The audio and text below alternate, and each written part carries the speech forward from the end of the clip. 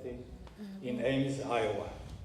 And later on, I will explain to you why I speak about technological entrepreneurship, which is not really what I have studied in school.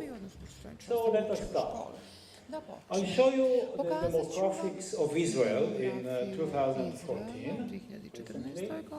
And what you see here is called demographic pyramid. It is called demographic pyramid because it looks like a pyramid. And it shows you the following. On the left, you have the number of boys and the number of girls at the age 0 to 4.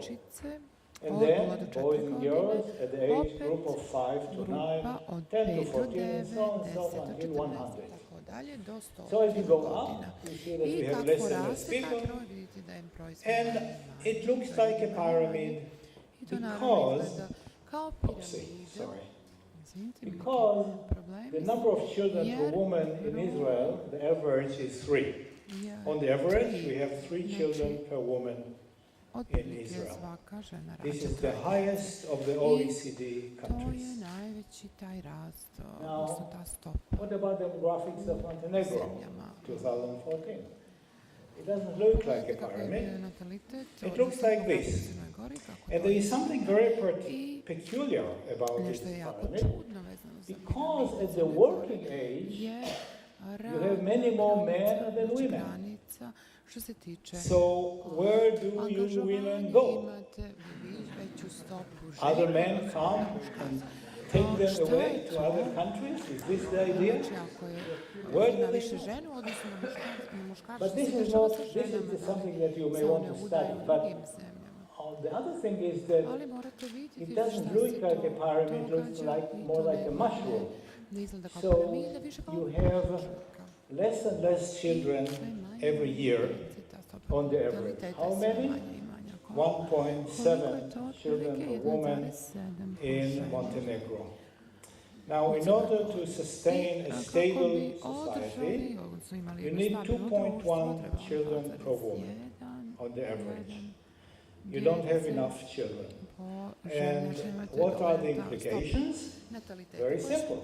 In the future, there will be less and less people working here to support an aging population.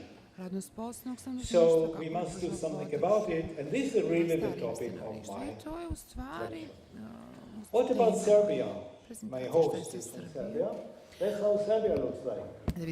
Again, mushroom, not pyramid. Average number of children per woman in Serbia, even less than Montenegro, 1.4. All over Europe, in general, you have 1.5 children per woman, much less than what is needed to sustain a stable society. Okay, so let us continue. Now, I want to show you both Montenegro and Israel, and you see the differences. Israel is growing, Montenegro is shrinking. And so is Serbia, and so all the countries in Europe. So what can you do about it? First of all, why do we need to do anything about it? Well, as I mentioned, you have less and less people who will work in the future to sustain you when you will retire. And so it means that in order to support the same standard of living, everybody will have to produce more. More GDP per capita of a working person. That means that you have to develop something else rather than your economy now. Although your economy relative to the area is not doing bad, you are doing relatively well compared to Serbia and other countries in the region, not compared to Slovenia. So, what can we do? Number one, you can encourage larger families. And this is something that has to be done by governments. When I say government, I mean central government, province government, city government. Every government can support the idea of women having more children. But what is the reason for the less and less children that we have in recent years? This was not the case in the past. So what happens are three processes. Process number one is urbanization. People move from the village to the city. This is not only in Montenegro, it's all over the world. And in some countries it's extreme, like in China. Hundreds of millions move from the village to the city. Rather, the city expands into the villages and takes in more. This is process number one. It is a good process. We think that urbanization is good. We don't want to stop that process. Reason number two for less children is education for women. All the women here are educated. You have your own career, and that's very good. But women with career tend to have less children.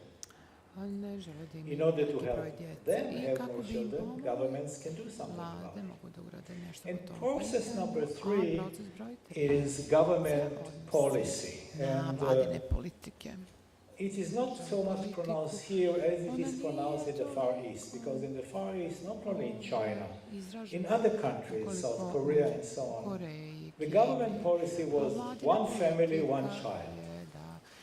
Because there was a fear that the population would explode. And in fact, I will give you one example. In South Korea, in the 50s, the average number of children per woman was six children per woman on the average. And the government started to scream and yell, less, and people listened. So now they have 1.25 children per woman. And now the government feels more.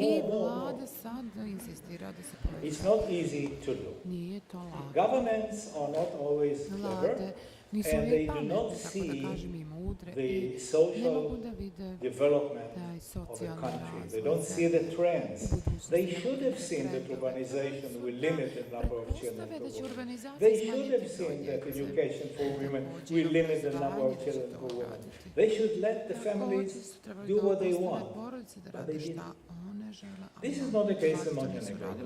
But on the world scale, it's a phenomenon. So this is one thing that we can do. Another thing that we can do, encourage technological entrepreneurship. And my talk is about why should we encourage technological entrepreneurship in each and every country.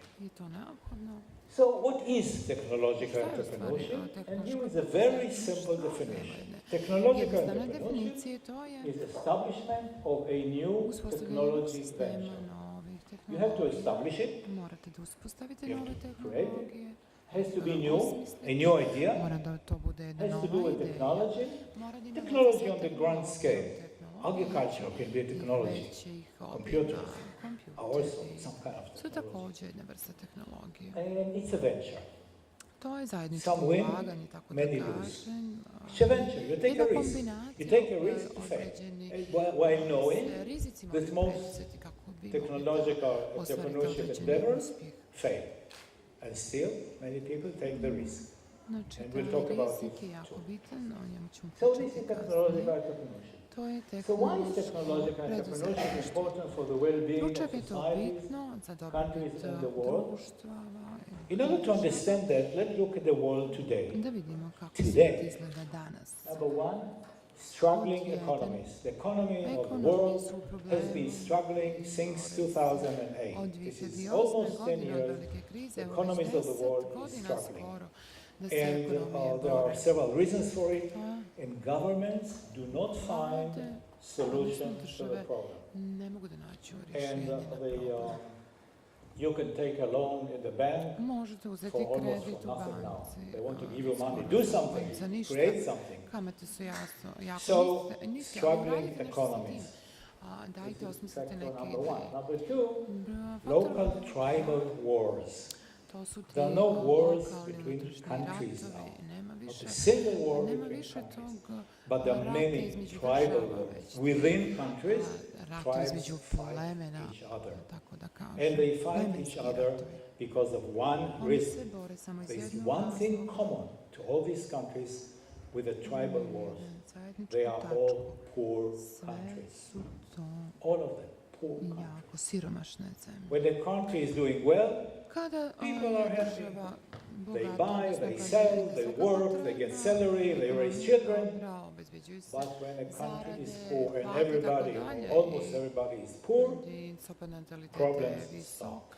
So we have a problem of unstable, struggling economies. We have a problem of poor societies with terrible tribal wars, not only in the Middle East. I come from Israel. We are surrounded by atrocities all around us, and also in Africa, sub-Saharan Africa. And factor number 3, waves of refugees. You know how many refugees there are in the world today? 60 million. 60 million people left their homes and are now refugees. It's a huge number. Think about the size of Montenegro, how many people you have here, and think about what does 60 million people mean. It's a huge wave of immigration, and people are trying to find better life, run away from the local wars. This is the world today. This is the world in which we live. So building sustainable economy requires development of human ingenuity. Human ingenuity is the best natural resource of every country. It is not the oil, not the gas, not the minerals, not even the good soil. It's human ingenuity. And when governments realize that this is the main and lasting natural resource, governments will invest more in education. Governments will invest more in educating the teachers and selecting the best to teach. We do that in universities, but do we do it also in primary school? Do we select the best teacher for primary school? Do we select the best teacher for secondary school? I'm not sure we do it. In my country, we don't do a very good job about it. So this is it. Building a sustainable economy requires development of human ingenuity. So what does it take? How can we do it? How can we develop human ingenuity? There are several steps. Number 1, good basic education to all. Every word is important. It has to be good. It has to be good basic education, and for all. Everybody must be well educated, receiving the fundamentals of understanding the world around us. So good basic education to all, not only to the people in the capital, in the best private school. Everybody should have very good basic education. Why so? Because these people will work when you will retire. And you want them to have very good jobs. They will earn a lot of money. They will pay a lot of income tax. You will be happy after you retire. So good basic education to all. Number 2, good engineering and science education. Why so? Because engineering and scientists create the wealth of a country. These are the people that create the factories. These are the people that do the innovation. These are the people who are technological entrepreneurs. So we have to develop them and give them the best engineering and science that we can. Science, I mean in the broad scale, including, of course, biology and computer science and all the sciences. And all the engineering faculties. Now, about that, government policy and support. Governments should have good supportive policy towards entrepreneurship and towards education. And this, in my opinion, is job number 1 of every government, to support excellent education. In my opinion, the Minister of Education is the most important minister in every government, because he or she has to determine the way the education develops in the country, which means they are in charge of your future. They are very important. Education is job 1. Free market economy. People should be allowed to trade, sell, buy, without boundaries, without borders. The European Union is a good example when it lasts. And if it's equal, I'm not going to talk about limitations in the European Union. But free market economy. Now, this sounds like motherhood. Of course, free market economy. Not in every country.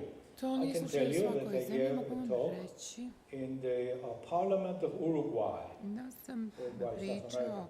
And when I talked about free market economy, they said no. Why no? Because free market economy to them means that the United States will come and take everything. They want to close their economy. Okay, so this is how they do, and this is how the United States is doing. And above all, no corruption. No corruption. Every country has some degree of corruption that governments try to overcome. Some countries, corruption is horrible, simply horrible.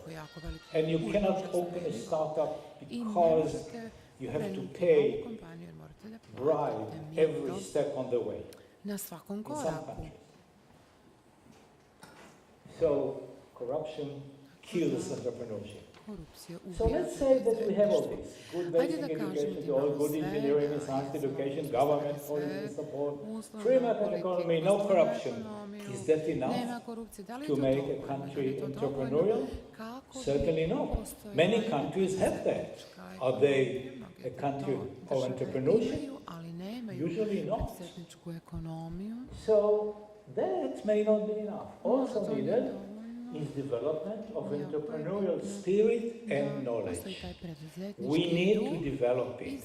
It's not natural that people would like to take a risk and open a startup. Most people are not like that. We have to teach, we have to encourage. And we have to do it in every university in the world. I will elaborate a little bit on that. So, born to become a technological entrepreneur? Some people say that yes, you have to be born to a family of entrepreneurs in order to be an entrepreneur. So if your father has a factory, or a vineyard, or some other kind of business, jewelry maker with a nice company, then you are born into it. You live with all the problems, you live with all the successes, you know the trends, so it's in your home. But most of us do not have a father or mother like this. We don't. And I assume that most of you also don't have. Does it mean that you cannot be an entrepreneur? Certainly not. Everybody can be an entrepreneur. Almost everybody can be an entrepreneur. And many can be technological entrepreneurs. So, not so, we can teach it. Can we teach technological entrepreneurship? Yes, we can. And we should. We, university people, but not only. So, who teaches now entrepreneurship in the world? Now, usually universities around the world, such as Ivy League universities in the United States, and some of you know these Ivy League universities. So if you go to a university like Stanford, Harvard, MIT, Columbia, you ask them, do you teach entrepreneurship in your university? They say, you're kidding, we are the best of the best. We are number one. Oh, wow, that's wonderful. And how do you teach it? In our MBA programs. Great. And who are the students? Lawyers, accountants. These people do not open startups. They will be excellent managers of new companies or larger companies. But they are not the people that open startups. They are not the people that open technology startups. So it is the engineers, biologists, MDs, scientists, and computer experts that start new high-tech companies. These are the people. These are very important people. We should invest in these people. We should make sure that not only do they have knowledge of their profession, but they should have the desire to open a startup sometime in their future. So whom and where should we teach? We should teach youth in high school. In high school, Yep. In high schools in Israel, they have many programs, all of them volunteers, by the way, but many of them, to teach entrepreneurship in high schools. And it's done by practice. There is a group that is coming to school and get permission to instruct students how to open a startup. They have a few meetings, and the students are asked to invent something that can be sold. And the students invent simple things that they think they would like to have. And then they go through the process of registering a company, of doing the market survey. They walk in the street with the model of the product. Would you like to buy that? How much will you pay? $10? $15? Okay. Is it useful for you? Maybe for your children. Is it useful for your children? Maybe for your mother. Don't you want to give to your mother? Okay. This is called market survey. And then they make the product. And then they sell it. They go to the street and sell it. The product itself is not important, but they go through the process that the entrepreneur goes through. And we implant in the mind the desire to become entrepreneurs sometimes in their future. So this is step one. Step two is university. Engineers, scientists, MD in university, all of these people open startups. Can open technology startups. And so we should teach them how to do that. And I will tell you what I do about it in a couple of minutes. And technicians in vocational school. These are the people that can make things, that can work. The NC machine, numerical control machines, make good products, make precision products, make new products. We should tell them, hey, you can open your own business. You know how to operate these machines. You can make products. Why don't you open your own business? Don't work for somebody else. Work for your business. We can encourage them to do that. So, now I would like to tell you about the class that I have been teaching. And this is the reason that I talk about technological entrepreneurship. I am a material scientist by education, basically a mechanical engineer. Why do I talk about technological entrepreneurship? The reason is that in the last 29 years, I have been teaching the class of technological entrepreneurship at the Technion. 29 years, year after year after year. So what's the idea? Let's go back a few years. When I was a student at the Technion, the spirit of the Technion told us in many words the following. They told us, you will be so good, each one of you, that when you graduate, everybody will want to hire you. Wonderful. And I said, what if I want to open my own technology business? The word startup did not exist those days. I want to open my own technology business. Why don't you teach me how to do that? And I went to a few professors, they say, go, we have enough. We don't teach that. In 1986, I was promoted to a full professor.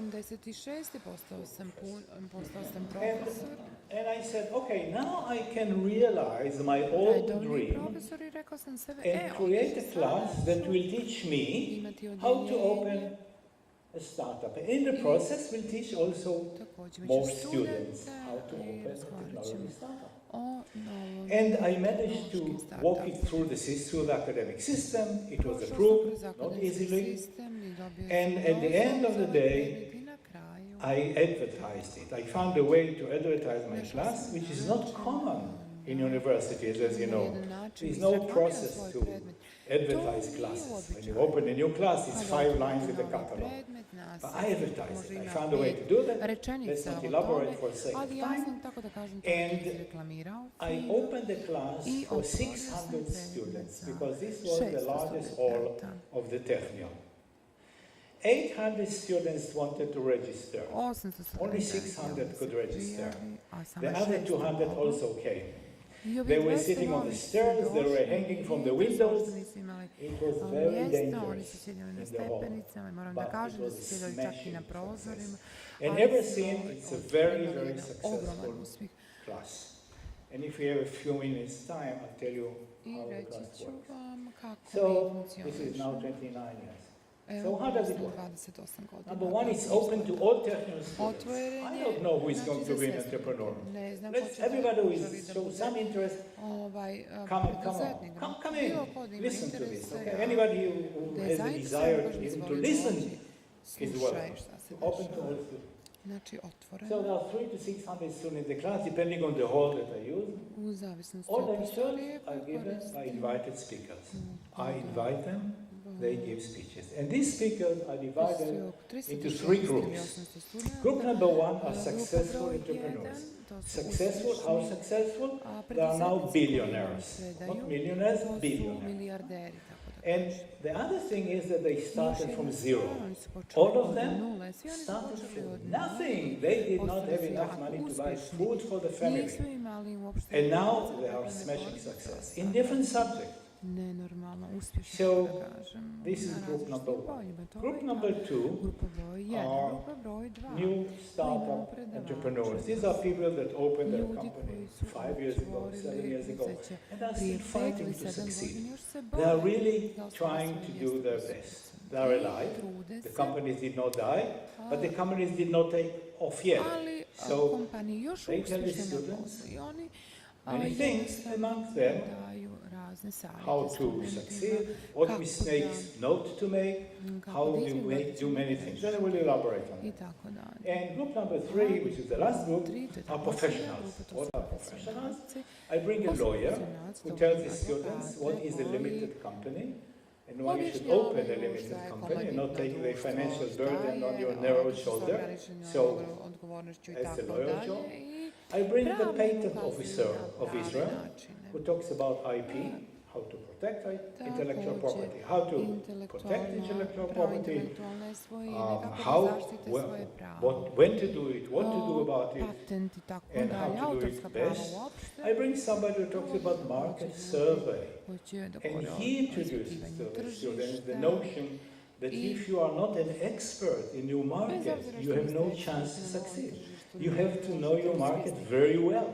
Long before you start your business, you have to be on top of the market. You have to understand what's going on. You have to know the competition. You have to know the price range.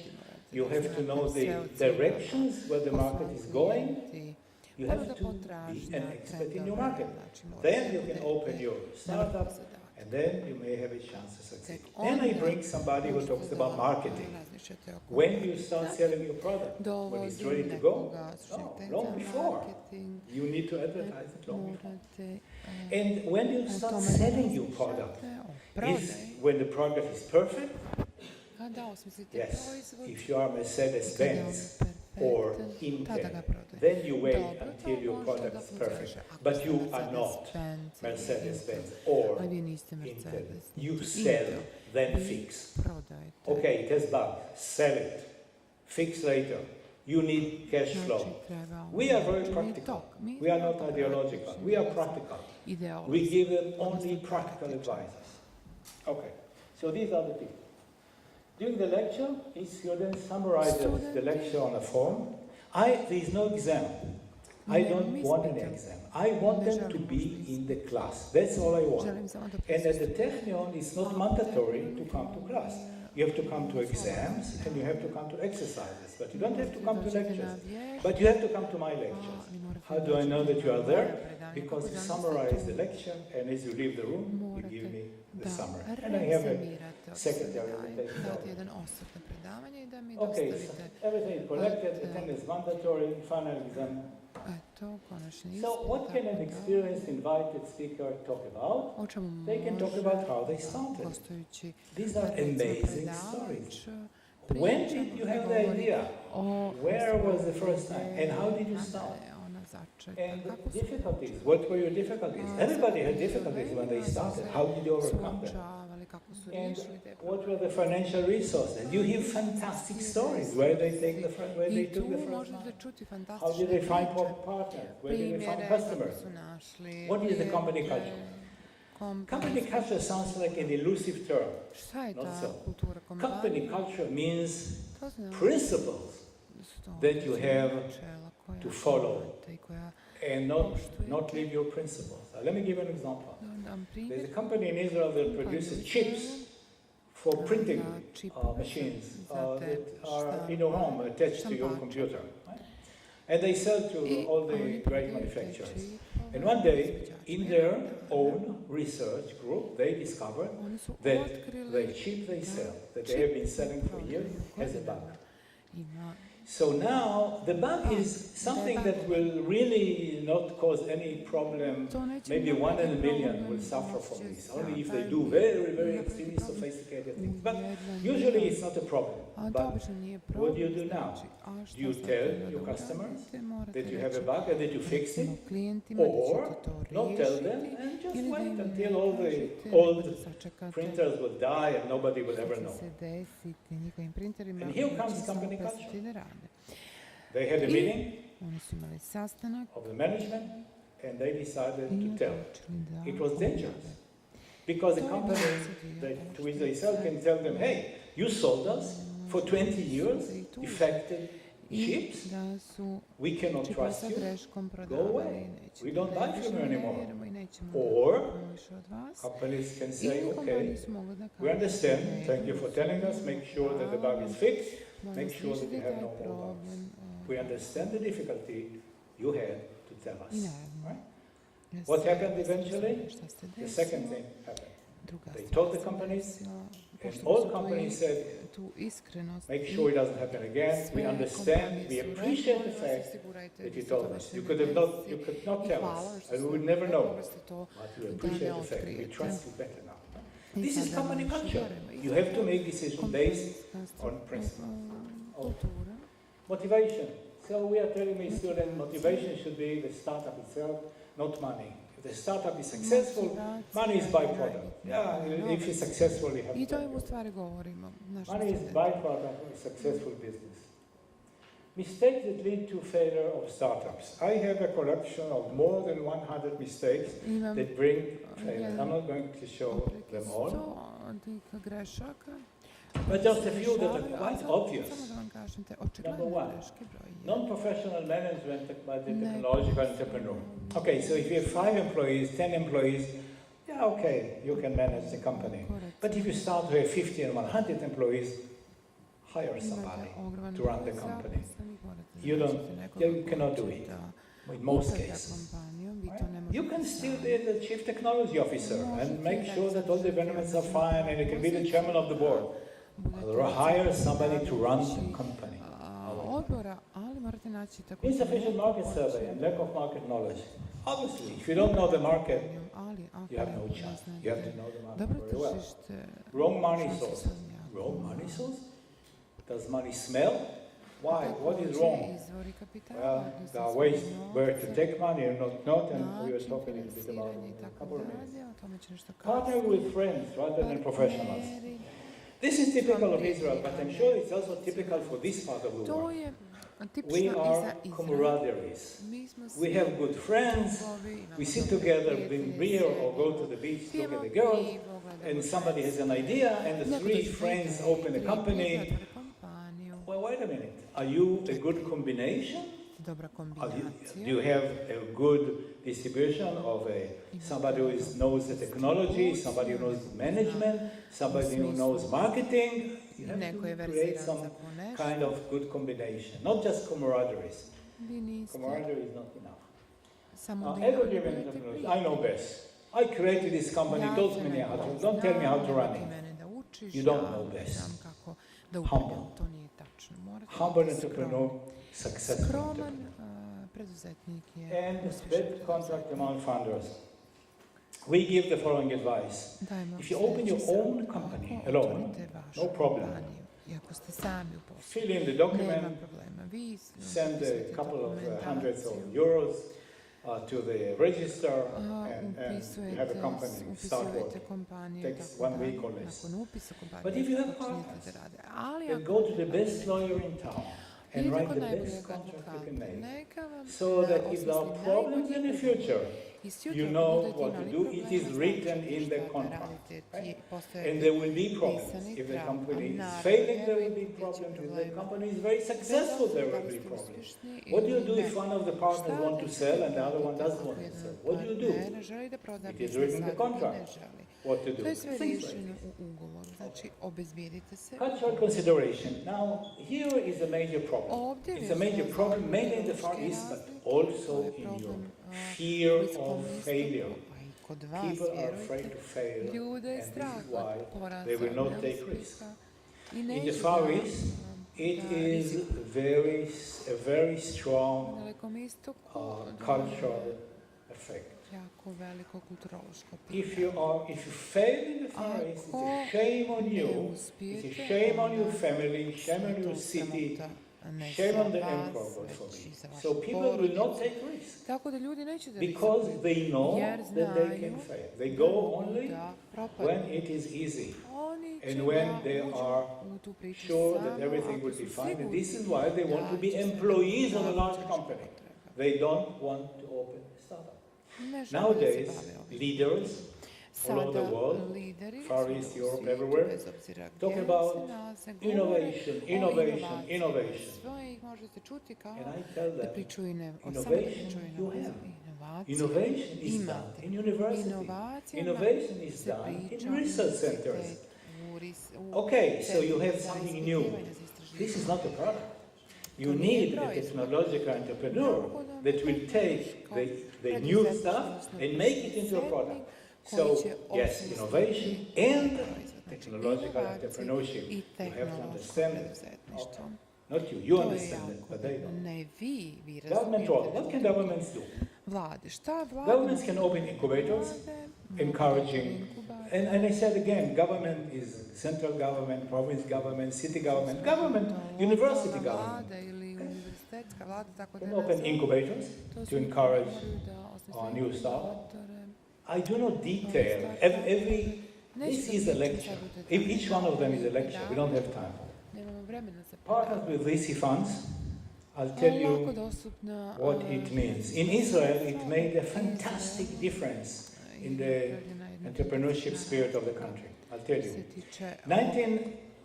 When I started my class, I invited a speaker to talk about venture capital funds. There was one venture capital fund in the country, one. I invited him. The next year I invited him. The next year I invited him. He said, enough, take my son, he's an expert. One. And then in 1993, the government of Israel did something very smart, and I tell it to you because governments follow that example, and your government may also want to follow it. They said, hey guys in the world, if you invest in Israel, in high tech, we are partners. You invest $6 million, we invest $4 million. We are 50% partners. In 1 year, hundreds of millions and later billions started to come into the country because the government took 40% of the risk. The whole process lasted for 5 years. At the end of 5 years, the government noticed that their involvement is not necessary anymore because money is flowing in anyway. They took out the $100 million they invested, that's not big money, one for government, $100 million, and made a profit of 40% on the 100. They put out $140 million after 5 years. I wish I did this business. Right? 40% in 5 years, that's not bad. But in the process, they were willing to lose that money. In the process, they brought billions of dollars that continue to flow into the country ever since 1990. Former chief scientist office in every ministry. In Israel, we have chief scientist office in every ministry. I don't know how it is in Montenegro. This is the person who can talk to the minister, but can also talk to the scientist. Support industrial innovation R&D in startups. In Israel, we invest 4.5% of the GDP of the country in R&D. Small part is the government, large part, companies. Signed by national agreements and supported by national funds, that's obvious. Form and support instruction and advice centers for emerging startups. In every city in Israel, we have at least one, but sometimes more, offices that you can go and ask for advice. I am a young entrepreneur. I have a question. What is the question? And they will tell you what to do in this situation. These places are hosted, are manned by professionals, paid by the government, but also by many volunteers who are retired businessmen who really want to help young people. And they come in the evening and sit there and give advice for free. Okay. So VC funds. Okay, I'll tell you, I have a problem with VC funds because of the following. VC funds are a wonderful source of money. That's not the problem. Problem is they want the money back in 5 or 7 years. And in 5 or 7 years is not enough in many cases to have a successful business. And so what they do is they sell your business, and in many cases the buyer will take the IP, disappear, everybody is fired, and that's that. That's not a good idea. So these are the VC funds, but again, it's a good source of money. Okay, we'll not dwell on that. So where should we go to seek funding? Let's start with angels. Angels are people who have a lot of money. I'll tell you why they have a lot of money. And they want to invest it in high-tech. Why do they have a lot of money? Because they had an exit. They sold their company. And now they sit down with $200 million in their pocket. They are in after tax. They want to encourage and be involved in new startups in the same field. So this man is a specialist in aerospace materials or whatever company he sold, and he would like to invest in startups in the same area. And this is wonderful because, number one, you have an investor who is really interested in you.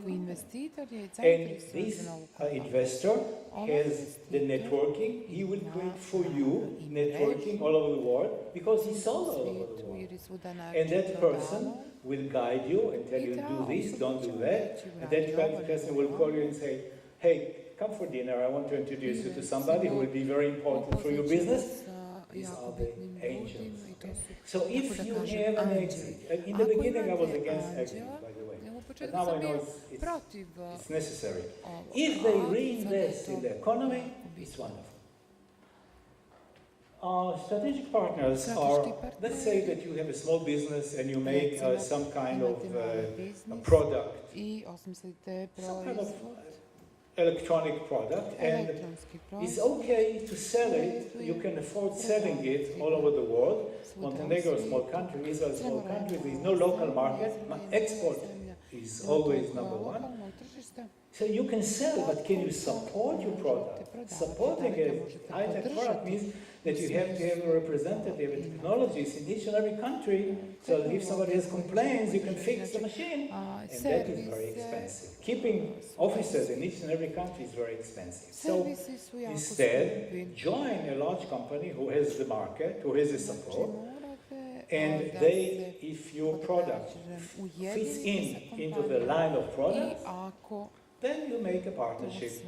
They will sell your product. Not only will they sell it, they will tell you how to change your product a little bit so that they can sell it better.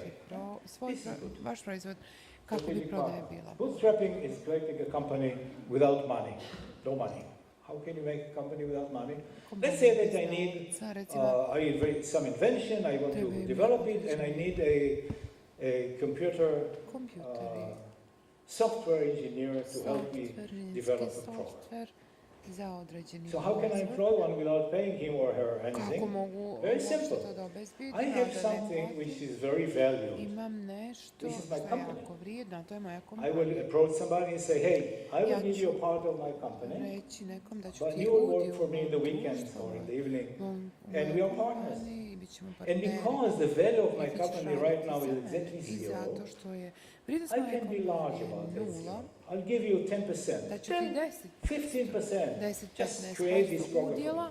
And again, if the company is successful, there will be plenty of money for everybody, and everybody will be happy. This is for bootstrapping. And this is bootstrapping. What money we should not use? This is the advice we give to our students. If you don't have deep pockets, do not use your own money. Don't sell your apartment, don't sell your car for an excellent idea because you are liable to lose your apartment, car, wife and children in the process. Don't do that. Right? Don't use your own money. Use other people's money. You are not rich enough. And do not take money from relatives or friends, right? Because you're liable to lose your relative and your friends.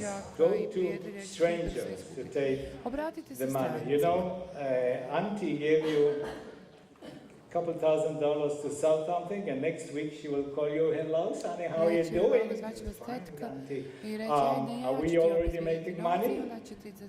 Hey, it's 2 weeks. So what do you mean? Well, it will take years. Years? Don't do that. Okay. I want to mention a couple of things and then we'll stop. In order to have more people who would like to become scientists and engineers and MDs and so on, my idea is that we have to start teaching science very early. How early? In the kindergarten. Start teaching science in kindergarten. Yep, age 5.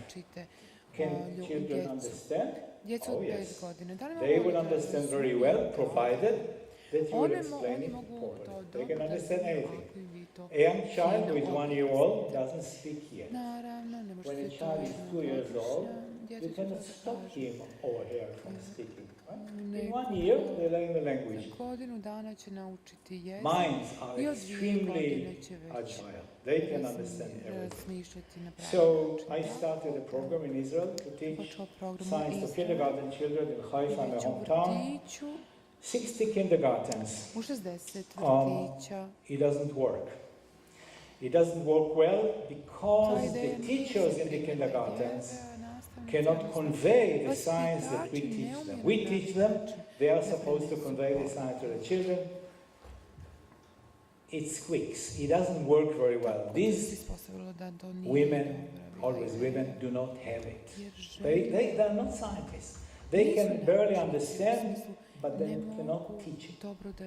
So I started another program, which is a television science program for kids. It's called To Be a Scientist with Professor Dan. In Hebrew, Liot Mad'an, in Professor Dan. So it rhymes. And there I created clips in which I teach a group of 3 children, age 6, 6.5, first grader. I teach science, real science, and it's on our national educational television channel. And I teach, there's no hocus pocus, no liquid nitrogen bubbles, no. Only things that they can understand about basic science. How do you measure things? What are the units? Okay? What is the height of this? 21. What? Centimeters, right? 21 centimeters. Every number has a unit. Okay? What's the temperature? 30 degrees C, correct. Okay? So, I teach them about light. I teach them about structure of crystals. And we experimented in front of television. They built for me a laboratory, sort of laboratory. And I have a laboratory aide who is an actress. And she brings the soft part. She tells the story. Okay? So when I talk about Edison, she tells the story about Edison. When I talk about temperatures and how to measure them, and what does temperature really mean, she calls the North Pole. What is the temperature in the North Pole? And what is in Sahara? Whoa, so hot. She makes the soft stuff. The whole, every clip is 15 minutes. 15 minuta otprilike traje. Okay, Startup Nation. This is the book that I recommend you read. It is not the best book in the world, but it gives you some idea why Israel became a startup nation with smashing success in startups. And while in the past a Jewish mother wanted her son or daughter to become a doctor or a lawyer, now they want their children to become startup people who will open a new business and bring pride and richness to the country. There is a spirit of entrepreneurship in Israel. There are several reasons for it. Da. And one reason, by the way, is the military service. Military today, everybody goes to the military, and military today is very high-tech. It's the spearhead of high-tech, and thousands of young people are employed in R&D in the military. Another source is the following, and this is something unique to Israel. It's only in Israel. Every large company in the world that you can mention has a development center in Israel. Every name, every brand name has a development center. They employ 39% of all researchers in Israel are employed by foreign companies, R&D. They are the spearhead of every company. Intel is based, the mind of Intel is in Haifa. Okay? The production may be in Indonesia, and Malaysia, and Singapore, I don't know. But the mind is there, and so on. Is it good? Well, they take almost 40% of the manpower in Israel. They give them good salary, but the production is not made in Israel. So simple people that do not have the knowledge to become researchers and developers do not have jobs. They have jobs in the Far East and so on. That's the bad part. The good part is that these people, these young people, are in the spearhead of technology. They know what's going to happen in 5 years in each and every profession. They know what's in the future. And when they say, okay, goodbye company, I want to open my own entrepreneurial business, my own startup, they have a form. They know what's going to happen in 5 years, and they can be very successful. So it's an excellent school for people who want to open startups. So this is one phenomenon, very unique to Israel. They use Israel has the brain drain without the bodies leaving the country. They work for foreign companies. Okay, enough of that, and thank you very much.